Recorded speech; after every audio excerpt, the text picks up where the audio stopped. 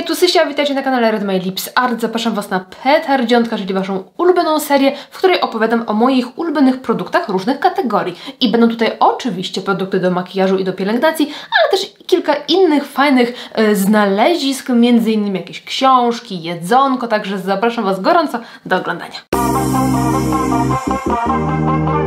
W związku z tym, że Petardziątka przyciągają całkiem sporą rzeszę widzów, to przy okazji przypomnę Wam, że możecie obserwować mnie również na Instagramie, TikToku i jestem też na Pinterestie. Jeżeli lubicie zapisywać sobie inspiracje różnych makijaży, to tam mnie znajdziecie i możecie również zapisywać sobie moje makijaże jako Wasze inspiracje. Zachęcam również do subskrypcji kanału, taka opcja bardzo mi pomaga rozwijać ten kanał i dzięki niej mogę dla Was regularnie tworzyć tutaj treści. A jeżeli chcecie wesprzeć mnie jeszcze bardziej, to jest taka funkcja wspieram i jeżeli wybierzecie którąś z opcji tam dostępnych, możecie dzięki temu uzyskać też takie bonusowe treści na tym kanale, specjalnie spersonalizowane emotki, czy dostęp do naszej tajnej grupy na Facebooku. I w związku z dniem mamy, przypomnę, że jest możliwość umówienia się do mnie na taki kurs indywidualny, spersonalizowany z makijażu i możecie umówić się na ten kurs Wy, możecie również wykupić taki voucher prezentowy, na przykład dla mamy albo jakiejś bliskiej osoby i jest również opcja umówienia się do mnie na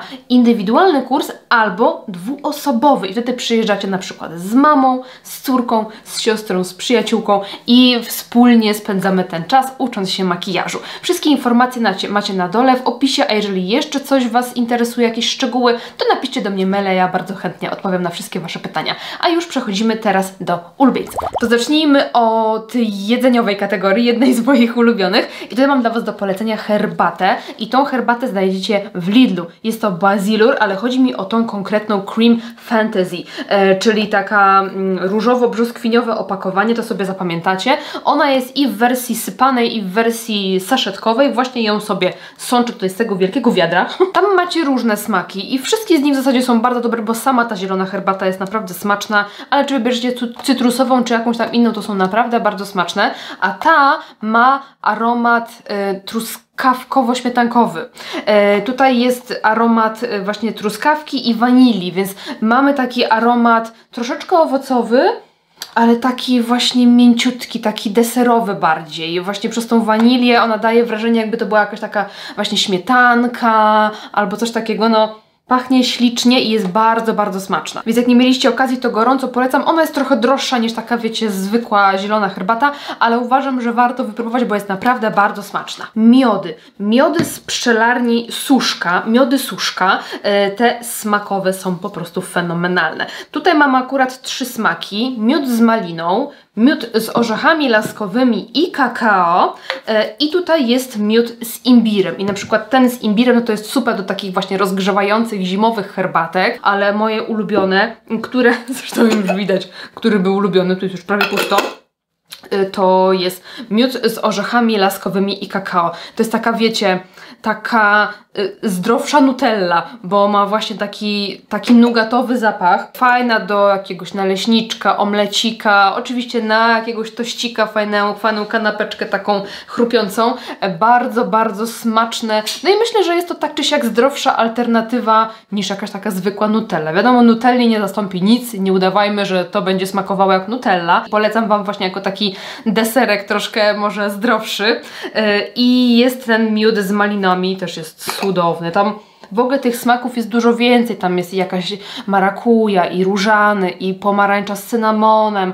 To są bardzo fajne miody na przykład na jakiś prezent, właśnie może na dzień mamy albo z jakiejś innej okazji. Bardzo takie przyjemne, wiecie, różne smaki do różnych potraw, czy dodatków, czy do kanapeczki, czy do herbatki. Cudowne są i uważam, że ta pojemność 350 właśnie jest taka fajna, że ona tam cenowo wychodzi fajnie, a można sobie na przykład kupić kilka różnych smaków i sobie popróbować różnych smaków, więc bardzo Wam polecam te miody, bo są mega przyjemne i one są takie, że ta konsystencja się nie zmienia, że one są takie kremowe, gęstsze, ale takie, że da się na przykład to gdzieś tam rozsmarować, więc bardzo Wam polecam, te miodziki są po prostu pycha. pęka. I ostatni jedzeniowy produkt, nie mam go fizycznie, bo się zjadł, ale wrzucę Wam albo przebitkę, albo zdjęcie.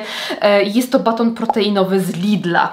I powiem Wam, że to jest chyba najlepszy baton proteinowy, najsmaczniejszy, jaki kiedykolwiek jadłam, bo czasami się zdarzało próbować różnych proteinowych. One zwykle smakują wszystkie tak samo, taką odżywką białkową. Ale ten...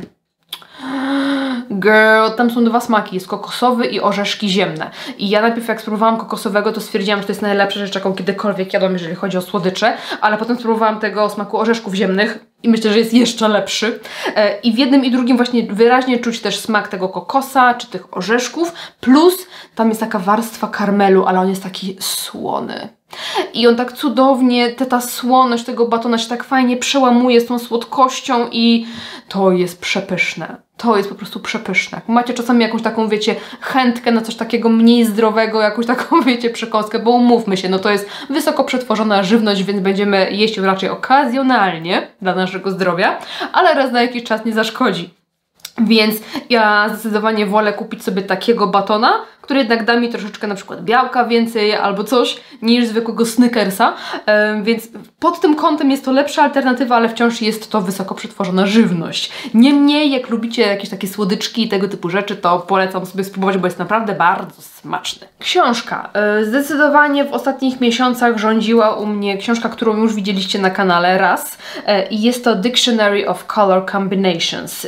Książka, która zawiera w sobie masę połączeń kolorystycznych, absolutnie oryginalnych, inspirujących, nietypowych, ale takich, które faktycznie dobrze ze sobą wyglądają.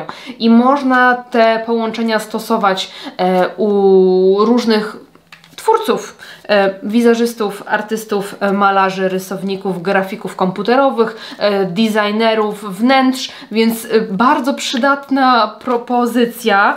Ona jest czasami trochę ciężko dostępna i czasami jest po bardzo wysokiej cenie dostępna, ale warto na nią polować, jeżeli jesteście właśnie artystami w różnym tego słowa znaczeniu, bo jest bardzo przydatna i bardzo inspirująca i po prostu można po prostu siedzieć i ochać i achać po prostu wokół tych połączeń. Ja stworzyłam jeden makijaż inspirując się właśnie takim połączeniem kolorystycznym. Możecie zobaczyć ten filmik na kanale i uważam, że to była ogromna frajda i na pewno nie raz jeszcze skorzystam z tej książeczki właśnie pod kątem robienia jakichś twórczych, fajnych, oryginalnych makijaży. Także bardzo polecam wszystkim osobom, które twórczo działają, bo jest to po prostu kopalnia inspiracji.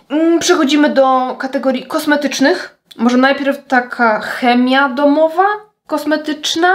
Wiecie, że polecałam Wam już kilkukrotnie firmę Balia i polecałam Wam tabletki do czyszczenia, polecałam Wam pastę czyszczącą, a tym razem chciałabym Wam polecić proszek do prania. To jest mój pierwszy proszek taki naturalny, ekologiczny. Staram się, słuchajcie, tak stopniowo jednak w swoim domu rezygnować z takiej, wiecie, typowej chemii gospodarczej, takiej chemicznej i przechodzić na takie bardziej naturalne produkty w miarę możliwości. I powiem Wam, że proszek do prania to była jedna z tych rzeczy, której się bardzo bałam. Że to nie będzie dopierało, że to nie będzie myło, że ciuchy będą, nie wiem, śmierdziały i tak dalej. Ale wszystko jest git. Słuchajcie, on pierze tak jak zwykły proszek. Może to pranie nie pachnie tak jak proszkiem do prania, takim zwykłym, bo ma taki delikatniejszy zapach, albo w ogóle tego zapachu nie ma. Zależy jeszcze, czy używacie płynu do płukania, czy nie. Ja raczej nie używam zazwyczaj. I słuchajcie, to bardzo dobrze pierze. O to chodzi, że to bardzo dobrze pierze. Wszystko domywa. Oczywiście jak jest jakieś trudne zabrudzenie, to najlepiej sobie tam ręcznie uprać, ale to przy zwykłym proszku jest to samo. Mamy kartonowe opakowanie. Na pewno na długo mi starczył ten proszek i w ogóle co jest fajne, jak się tutaj otwiera to opakowanie, można je sobie tak, wiecie, zamknąć i w środku jest taki kawałek tekturki, którą możemy złożyć w taką miareczkę.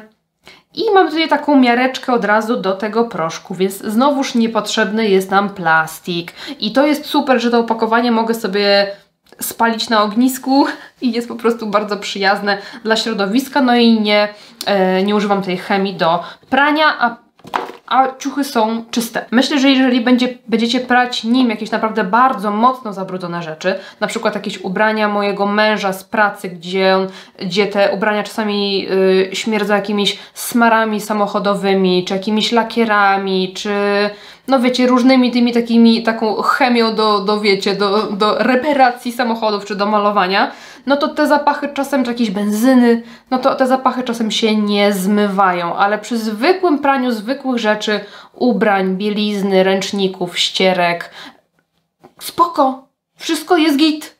Wszystko się ładnie pierze, także bardzo Wam polecam, jeżeli Wy też staracie się trochę ograniczyć chemię kosmetyczną, można tak powiedzieć. Nie wszystko na pewno się Wam sprawdzi. Ja na przykład używam też, już mi się kończy, proszek do zmywarki też z Bali i proszku nie kupię drugi raz tego do zmywarki, ale ten już mam kupiony zapas i mam też do białego i będę używać, bo jestem zadowolona, ale proszek do zmywarki nie.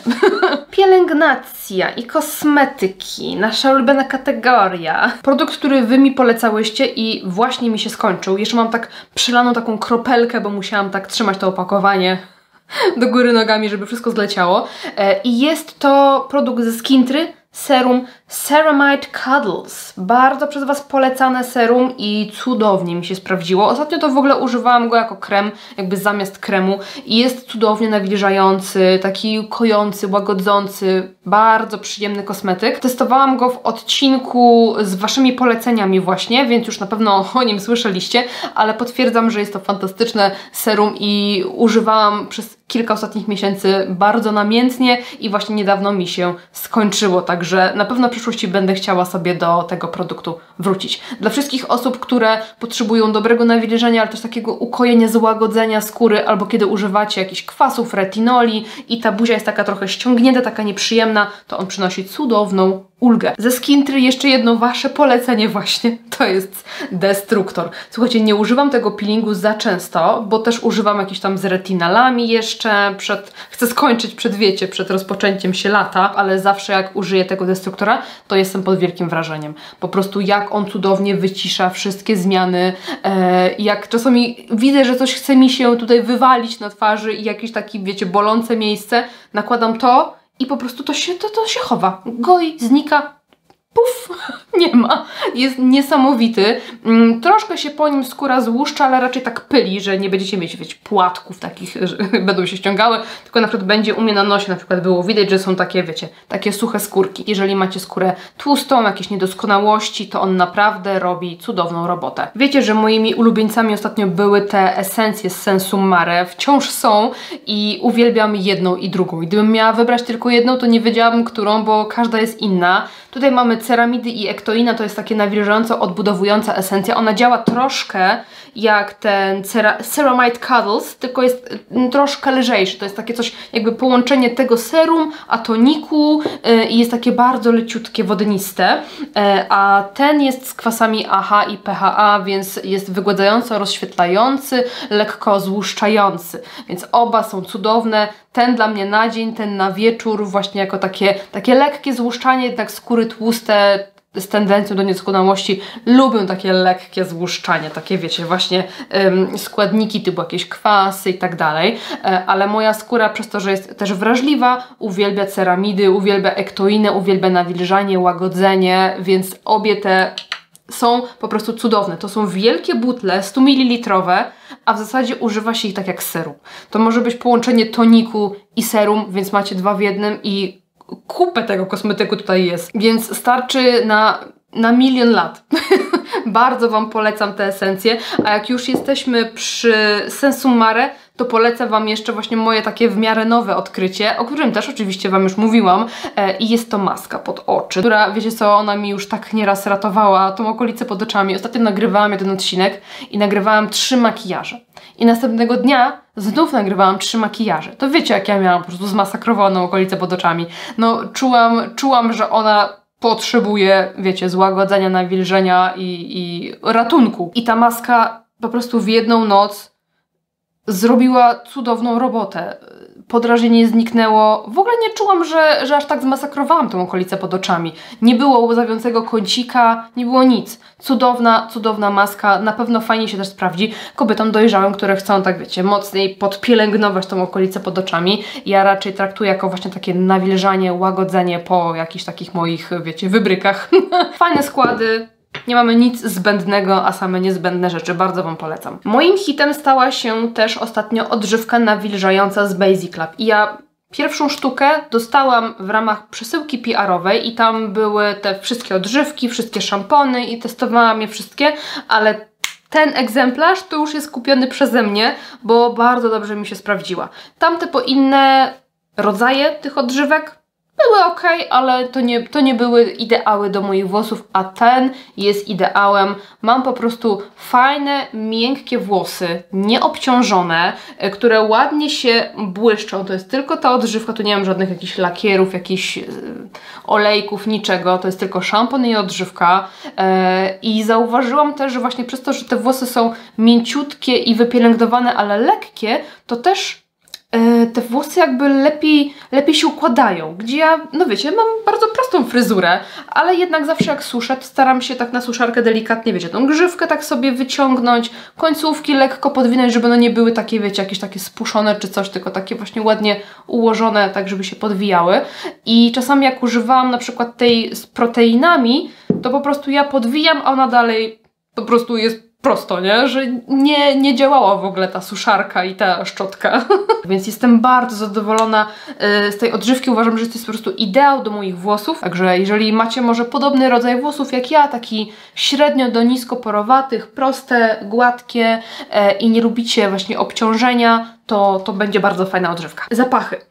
Na pewno w jednym z petardziątek opowiadałam Wam o Ajoku od Jana Barby, jednym z moich ulubionych wód toaletowych, który jest taką mną w butelce, bo on jest taki udowy, trochę drzewny, troszkę świeży, cytrusowy, więc to jest totalnie mój klimat, ale właśnie te dwa zapachy to są kolejne zapachy, które używam jakby drugie w kolejności i wybieram je sobie w zależności od mojego nastroju, stylizacji, humoru. Jeżeli mam ochotę być taka bardziej delikatna, taka dziewczęca, jestem ubrana właśnie tak, nie wiem, w jakiś sweter, w jakąś sukienkę, mam delikatny makijaż, to wybieram sobie Ante.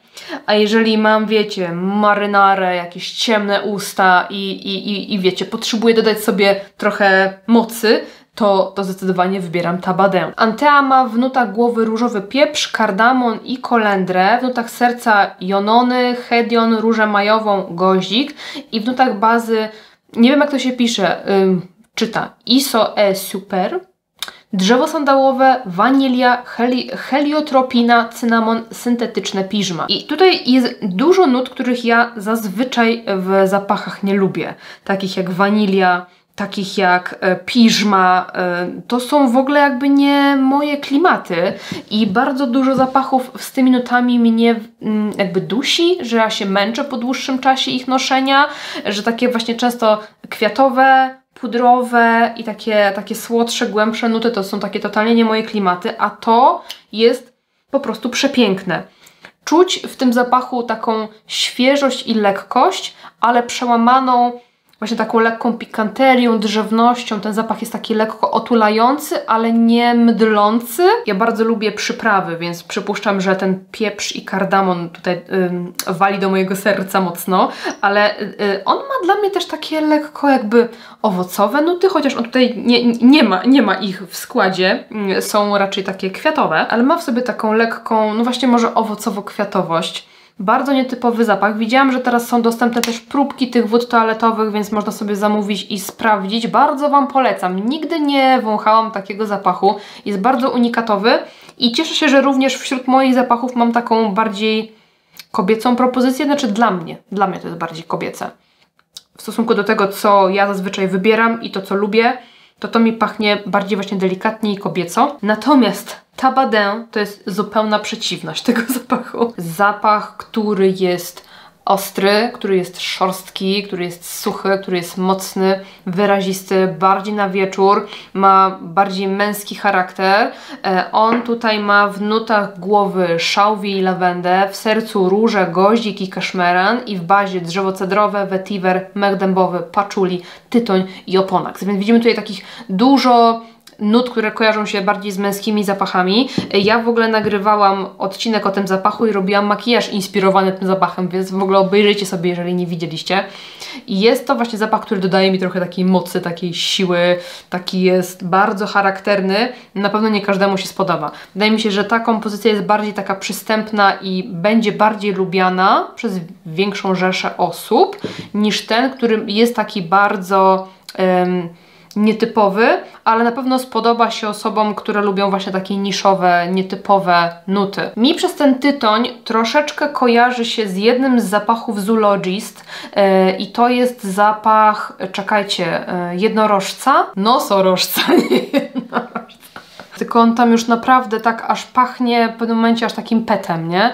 A tu jest to wszystko tak fajnie zbalansowane.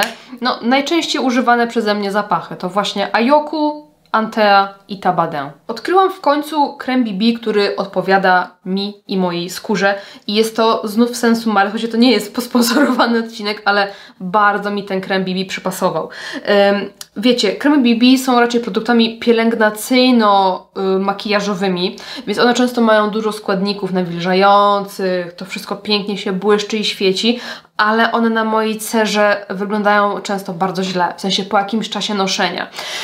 Natomiast ten nie waży się, ma idealny odcień, który dobrze wygląda na mojej skórze i nie bieli mnie, no nie wiem, po prostu bardzo mi pasuje ten odcień. To jest 02 Natural. Bardzo mi ta formuła odpowiada, bo jest faktycznie taka pielęgnacyjna, lekka, średnio kryjąca, ale bardzo ładnie się utrzymuje na mojej skórze. W ciągu dnia wystarczy, że sobie tam, wiecie, lekko ściągnę sebum tutaj, a reszta jest nienaruszona, wszystko ładnie się trzyma i też to świecenie nie jest takie, wiecie, takie ekstremalne, jak porównam je do świeceń przy innych kremach BB, o może tak. Więc to jest taki produkt, po który sięgam najczęściej, jak zrobicie sobie szybki, lekki makijaż, to jest jakby mój pierwszy wybór. Bardzo mi odpowiada ten produkt i bardzo Wam go polecam, bo ma również 96% składników pochodzenia naturalnego i ma SPF 15. Muszę wspomnieć o tym pudrze, chociaż nie jest to puder idealne dla mojej cery. Ja mam cerę tłustą, więc szybko się wyświecam, potrzebuję takiego naprawdę dobrego utrwalenia pod kątem matu. To jest raczej puder taki wykończeniowy, utrwalający, puder do poprawek, ale dla cer normalnych, dojrzałych, ewentualnie mieszanych, którym nie zależy na jakimś takim super mocnym matowieniu. Jeżeli na przykład Wasz podkład jest już matowy i nie chcecie jeszcze tego matu wzmacniać. Jest to puder prasowany z Lancome Skin Refining Setting Powder. Ogólnie prasowanych pudrów dobrych, moim zdaniem, jest bardzo mało na rynku. Takich, które są naprawdę takie cudeńko. To jest puder, którego absolutnie nie widać na cerze. W ogóle. W ogóle nic. On Wam tylko leciutko na przykład zmatowi mocno nawilżający podkład, jak się, wiecie, błyszczycie od podkładu, to Wam tak lekko satynuje Wam tą cerę, ale puder, który kompletnie jest niewidoczny na twarzy. On ma takie, powiedziałabym, wykończenie satynowe.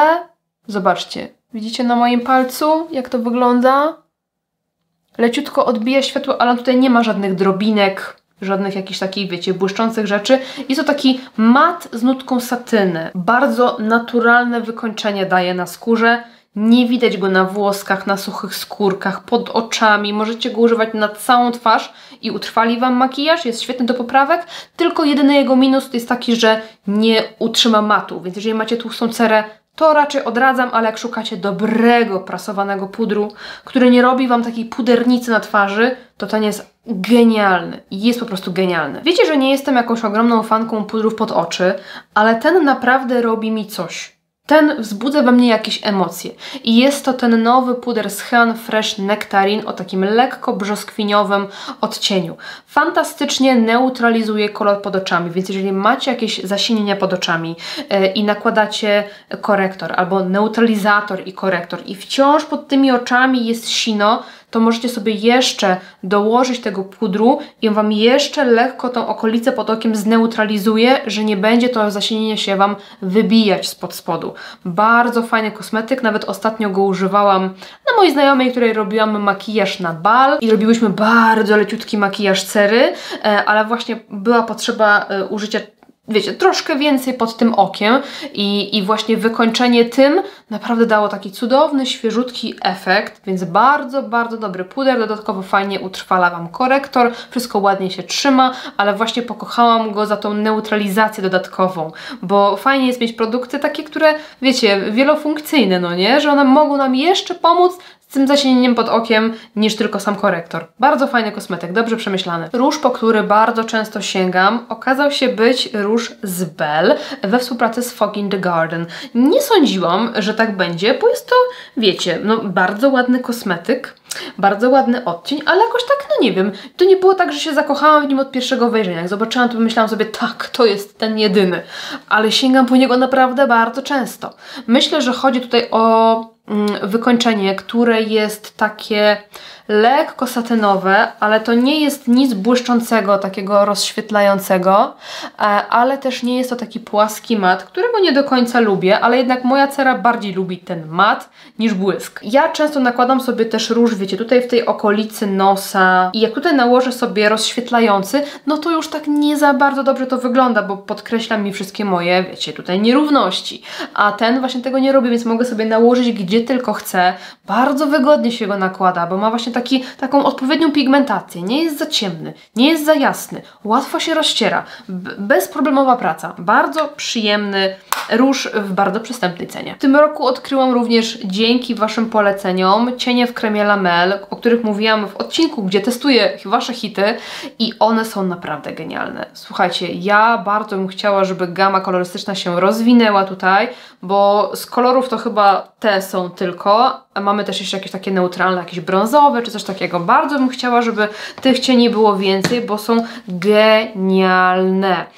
To są cienie w kremie, które możecie używać solo, możecie używać jako bazę pod Wasze cienie, zrobić z nimi kreskę i jest to bardzo wygodna do pracy formuła. Oczywiście cieniami w kremie pracuje się troszeczkę inaczej, więc na pewno trzeba się troszeczkę tego nauczyć, ale bardzo dobrze się utrzymują na powiece. Wiecie, jest dużo takich cieni w kremie, ale niektóre to po prostu po godzinie już się zbierają, a te się utrzymują nawet solo naprawdę bardzo dobrze. Ja kupiłam je na Allegro, tam wychodziły najtaniej, więc bardzo Wam polecam. Tutaj mam odcień różowy, fioletowy i taki zielono-szary, powiedziałabym. I to jest Oasis, tu jest Sign, a tu jest Sauvage. Nie mogłabym nie wspomnieć o produktach marki Cosmic Brushes i zdecydowanie testowałam w ostatnich miesiącach sobie paletę Undergrowth, która jest wspaniała, która jest genialna, która jest przepiękna, która świetnie sprawdzi się przede wszystkim jesiennym typom urodowym i wiosennym, no bo jest ona raczej po tej ciepłej stronie i zgaszonej. Ma ona wszystko, co ja uwielbiam w kolorach właśnie takich zieleni i brązów. Przepiękne formuły i tak jak ze wszystkimi cieniami Cosmic Brushes, cudownie się nimi pracuje, je się fajnie buduje, one są takie kremowe, nie sypiące się, fajnie się budujące, wyjątkowe błyski, mamy tutaj też jakieś żuczki, nie żuczki i jest ta paleta po prostu cudowna, jak wszystkie Cosmic Brushes. Mówiąc o Undergrowth, muszę też wspomnieć o paletce The Lovers, w której wiele osób się zakochało, a wiele osób mówiło, że jest taka mech, taka nie wiadomo co. Ale słuchajcie, ja też miałam, jak zobaczyłam tą paletę, to też nie było tak, że ja od razu myślałam, to jest takie moje, to są moje kolory, ale jak zaczęłam tak, wiecie, tak analizować te wszystkie rzeczy i jak zaczęłam tworzyć makijaże, to się okazuje, że po prostu, no jest bajka, no wychodzą przepiękne i jestem zakochana w tych kompozycjach, w tym jak to się wszystko dobrze zgrywa i te mięto-niebieskości z tymi brzoskwinkami, różami, one to jest tak mądra paleta, jak wszystkie palety Cosmic Brushes. Ta również jest mądra. I jak się boicie, że nie będziecie wiedzieli, co z czym połączyć, to się nie bójcie, bo tutaj wszystko do siebie pasuje. Wszystko. I paletka, którą też od kilku miesięcy używam i bardzo mi odpowiada. Jest to paletka, nie tą wzięłam. O tej Wam już kiedyś mówiłam. Paletka Nude Stars od Stars. Uciaćkana palcami. Paletka Cool Star. Paletka w chłodnej tonacji.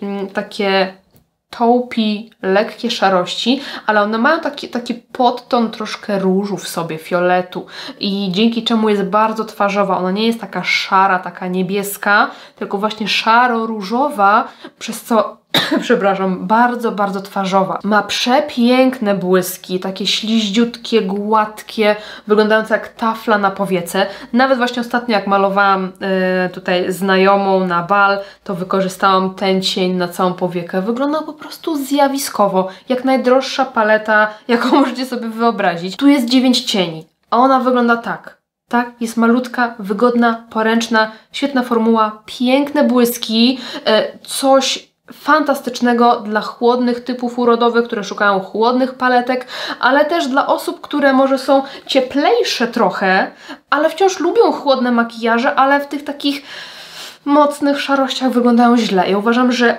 prędzej już w tym będziemy wyglądać dobrze niż w takiej klasycznej szarości. Chcę więcej, powiem tak, chcę więcej. Mam Nude Star, mam Cool Star, jestem zachwycona i chcę więcej. Pigmenty. Jednymi z moich ulubionych ostatnio, wiecie, że są pigmenty z Malu Mac, ale te z kolekcji ślubnej to są pigmenty jedyne w swoim rodzaju. Są po prostu przepiękne.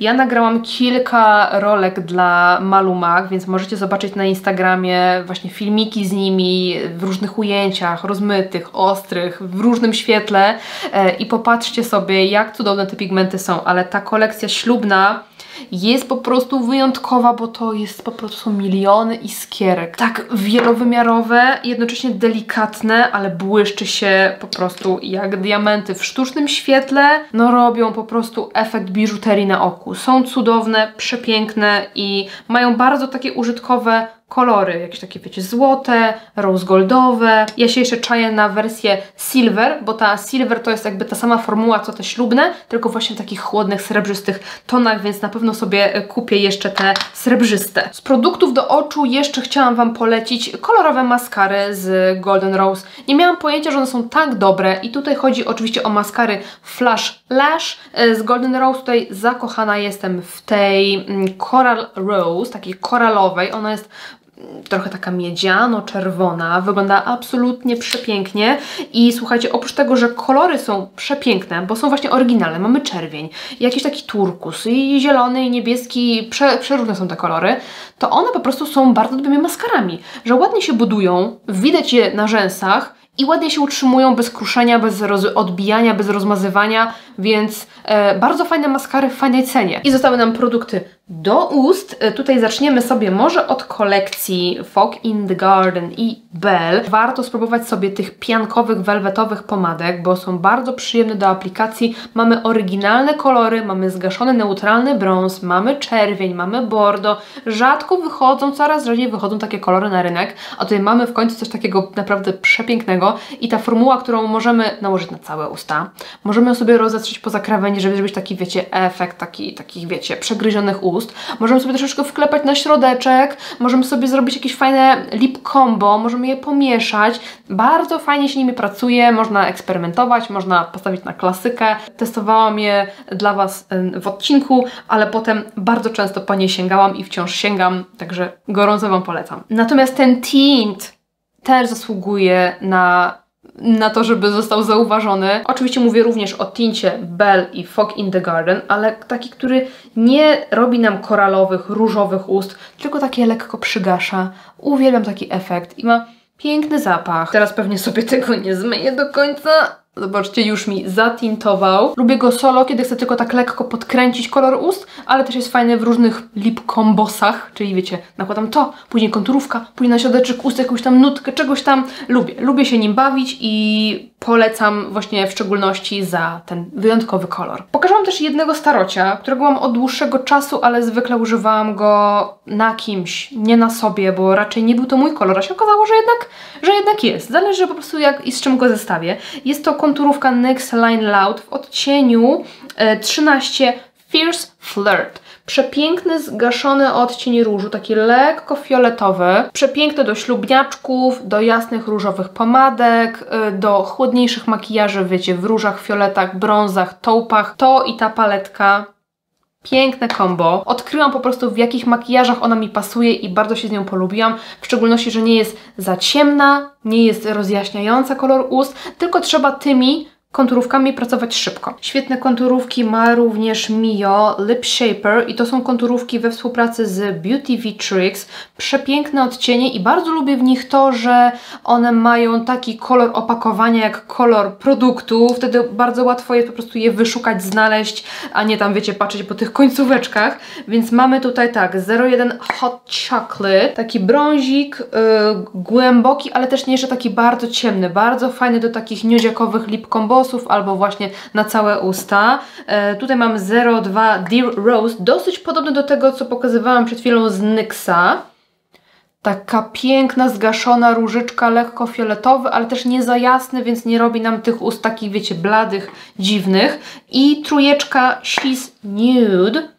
Nudziakowy, taki jasny brązik, neutralny, bardzo, bardzo uniwersalny kolor. Fajnie się nimi pracuje, bo one są kremowe, ale też nie za miękkie i delikatnie nam zastygają. Bardzo fajne konturówki i z kredek w zasadzie bardzo polubiłam się tą z Annabelle Minerals z testu kosmetyków naturalnych. Polecałyście mi te kredki też i bardzo mi się spodobała właśnie ta w odcieniu Naked.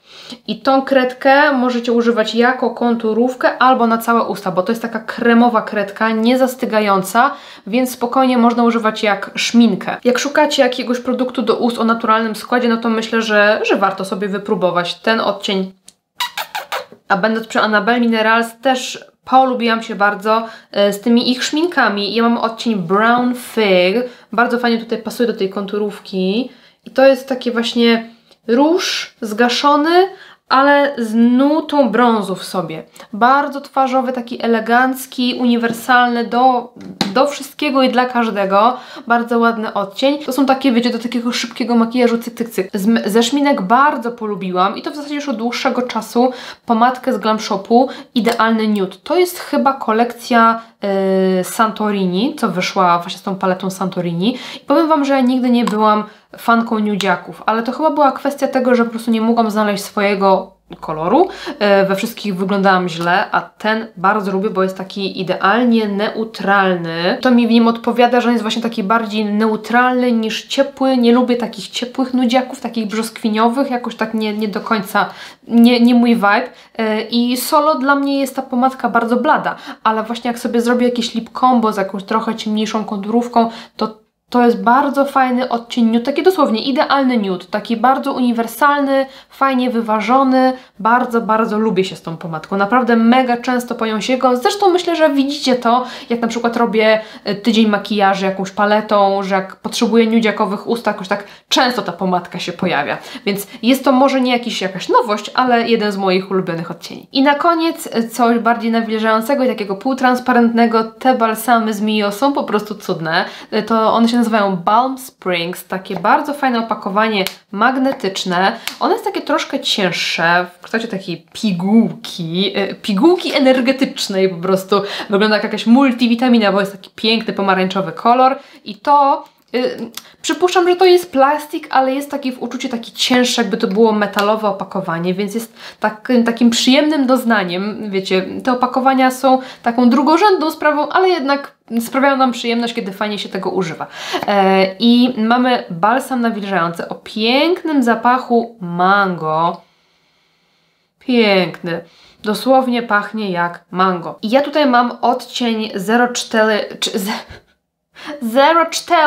Hollywood. Nie wiem, gdzie Wam tutaj poszmarować. Tutaj Wam posmaruję. Zobaczcie, że to jest taki półtransparentny balsam. Odcień jest przepiękny. Właśnie taki bezpieczny na co dzień, żeby sobie, wiecie, nałożyć coś na usta dosłownie bez lusterka, ale też formułę ma bardzo przyjemną, bo jest taka pielęgnacyjna, masełkowa. Nie jest to tylko takie śliskie coś, to tylko się ślizga po ustach, ale ono tak fajnie siada na ustach, nawilża, odżywia, pielęgnuje. Bardzo przyjemny produkt i powiem Wam, że nawet bym się pokusiła o stwierdzenie, że to jest zamiennik bardzo takiej, no, droższej rzeczy. Wiecie, że uwielbiam ten balsam od LH Cosmetics.